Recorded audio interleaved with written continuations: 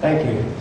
When you're asked by Professor Alicia Johnson to come speak, and she has such a prestigious and auspicious title of Coordinator of Personal Effectiveness Skills and Customer Service Training, you can hardly limit your remarks to 5 minutes, but we will. I'm an over-the-hill chest and vascular surgeon, having come here in 1968.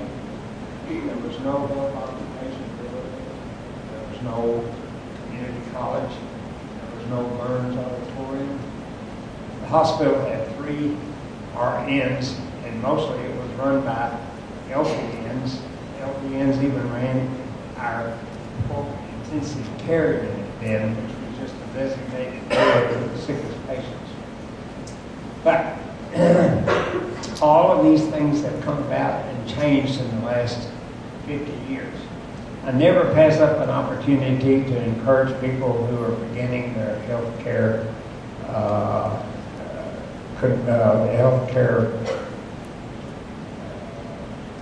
careers. Whether you're an RN or whether you're an assistant or whether you're an EMT, X-ray tech, and so forth. I always encourage you because it's going to give you a lot of satisfaction. The first thing, if you get your training and get your credentials and keep your credentials in order, you're going to have a certain amount of financial security, but you're always in demand.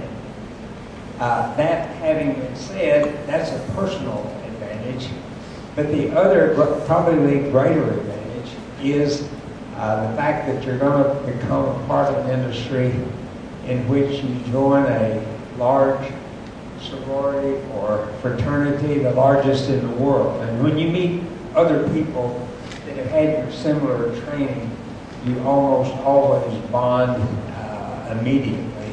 And because it's shared trauma or it's shared experience, shared information that most of the general public doesn't have at their fingertips.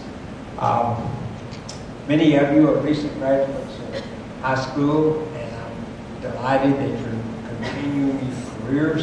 Others have tried other vocations and now decided to give themselves to healthcare. Some have started their families, and that's the ultimate in multitasking.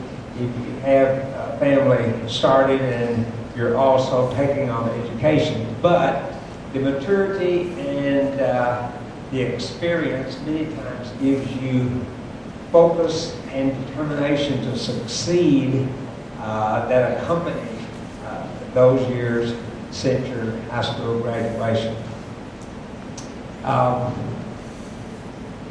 People always want advice, and I really think that the best advice that you can give people in any situation, any walk of life, but particularly in healthcare, is always to be able to role reverse.